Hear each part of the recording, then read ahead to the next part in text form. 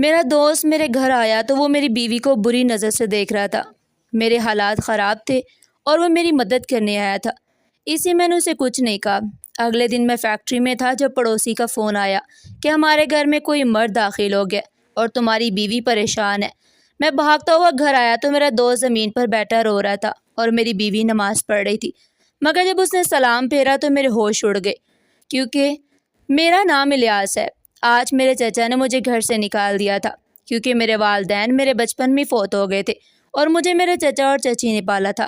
مگر آج جب میں 22 سال کا ہوا تو میری چچی نے مجھ پر الزام لگا دیا کہ میں ان کی بیٹیوں کو غلط نظر سے دیکھتا ہوں۔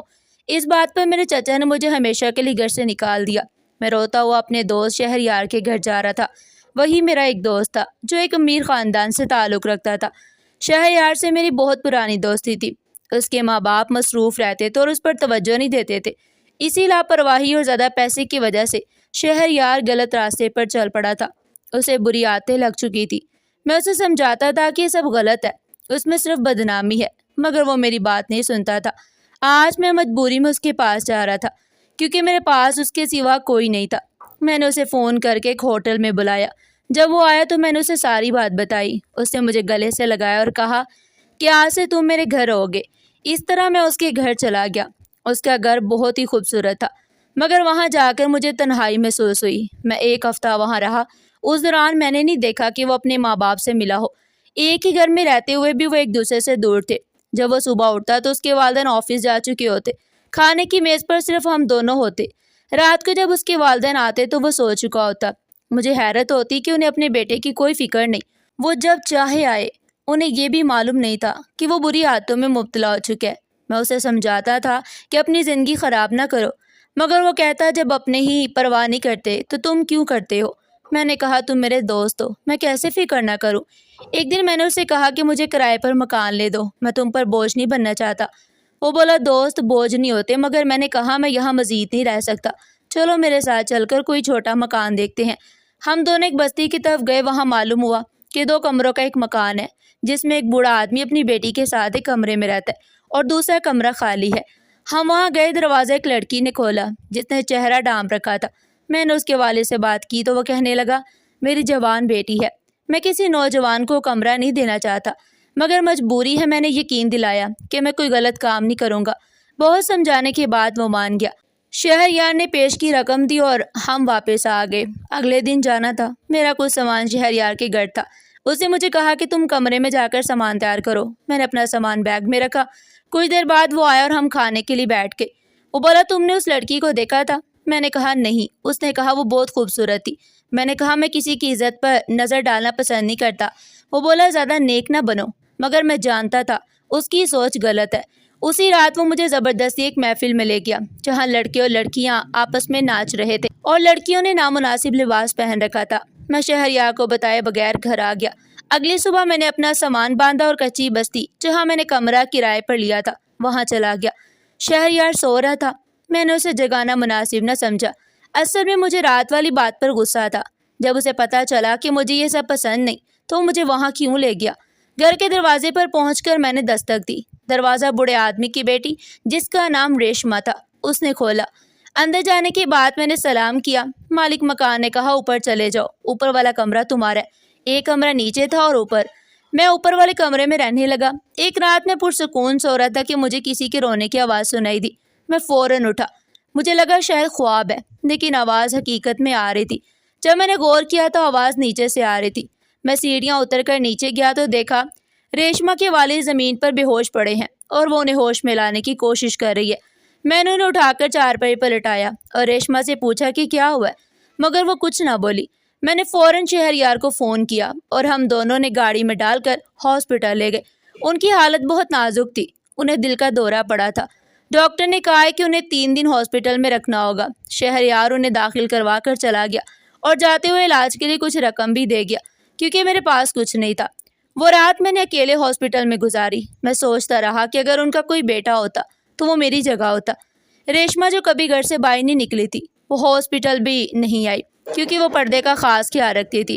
اگلی صبح میں گھر گیا تو ریشما بہت پریشان تھی۔ میں نے اسے تسلی دی کہ اس کے والد بہتر ہو جائیں گے۔ میری بات سن کر وہ کمرے میں جا کر رونے لگی۔ میں کپڑے بدل کر نیچے آیا اور اسے کہا دروازہ بند کر لے، میں ہاسپٹل جا رہا ہوں۔ میں نے اپنی زندگی میں اتنی باحیا لڑکی نہیں دیکھی تھی۔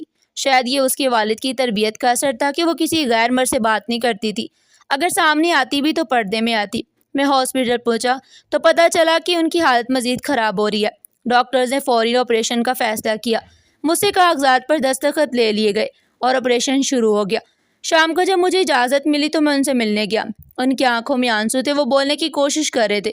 انہوں نے کہا بیٹا میری بیٹی کا خیال رکھنا، میرے بعد اس کا کوئی نہیں۔ میں نے انہیں تسلی دی مگر وہ بولے مجھے ایک بار اپنی بیٹی سے ملا دو۔ میں فوراً باہر آیا، رکشہ لیا اور گھر پہنچا۔ ریشما سے کہا کہ تیار ہو جا، تمہارے والد تمہیں بلا رہے ہیں۔ وہ معصومیت سے بولی کہ اچھی بیٹیاں گھر سے باہر نہیں جاتی۔ میں نے کہا یہ وقت ان باتوں کا نہیں ہے، تمہارے والد کی حالت نازک ہے، وہ تم سے ملنا چاہتے ہیں۔ یہ سن کر اس نے سیاہ چادر اوڑھی اور میرے ساتھ چل پڑی۔ میں اسے ہاسپٹل لے کے جب اس کے والد نے اسے دیکھا تو رونے لگے۔ ریشما نے کہا ابا آپ ٹھیک ہو جائیں گے۔ انہوں نے کہا مجھے اپنی فکر نہیں، مجھے تمہاری فکر ہے، میرے بعد تمہارا کیا ہوگا؟ وہ خود بھی رونے لگی۔ انہوں نے مجھے پاس بلایا اور کہا بیٹا تم شریف ہو، میں اپنی بیٹی تمہارے حوالے کرنا چاہتا ہوں، تم دونوں ایک دوسرے کا سہارا بن جانا، کیا تم اس سے نکاح کرو گے؟ میں یہ سن کر پریشان ہو گیا کیونکہ میرے پاس نہ اچھی نوکری تھی نہ اپنا گھر، مگر انہوں نے کہا کہ یہ گھر ریشما کے نام ہے، شادی کے بعد تمہارا ہوگا اور کام تمہیں مل جائے گا۔ ان کے اصرار پر میں نے حامی بھر لی کیونکہ ہم دونوں کے ایک دوسرے کا سہارا مل سکتا تھا۔ اسی دن مولوی کو بلا کر گواہوں کی موجودگی میں ہمارا نکاح ہو گیا۔ نکاح کے بعد میں ریشما کو گھر لے آیا۔ میں بہت تھکا ہوا تھا، اسی اوپر والے کمرے میں آرام کرنے چلا گیا۔ جب میں اٹھا تو ریشما میرے لیے کھانا لے کر آئی۔ میں نے جب اسے دیکھا تو نظر ہٹانا بھول گیا۔ پہلے میں نے اسے کبھی غور سے نہیں دیکھا تھا کیونکہ وہ نامحرم تھی، مگر اب وہ میری شریک حیات تھی۔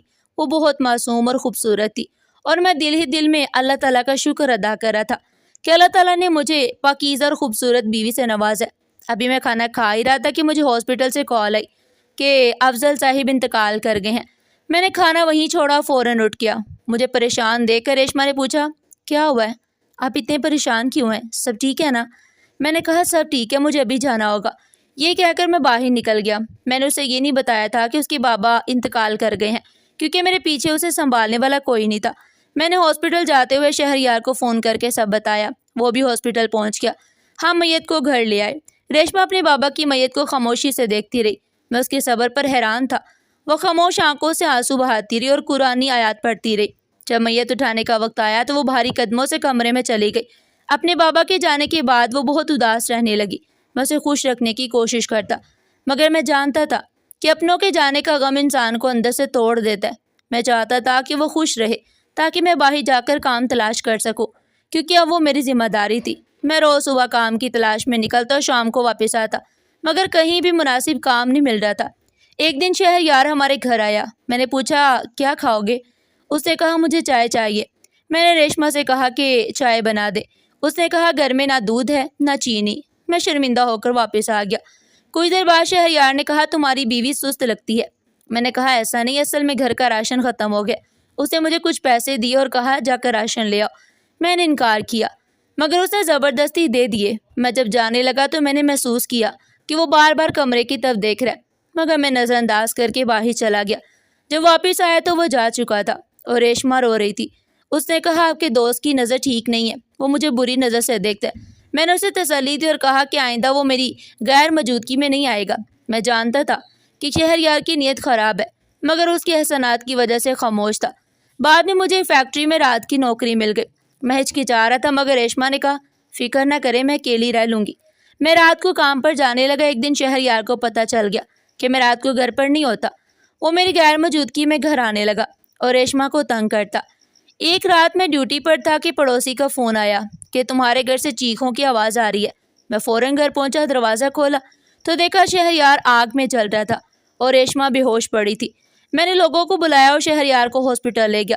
ڈاکٹر نے کہا کہ وہ بری طرح جل چکا ہے اور اس کا بچنا مشکل ہے۔ کچھ دیر بعد اس کے انتقال کی خبر مل گئی۔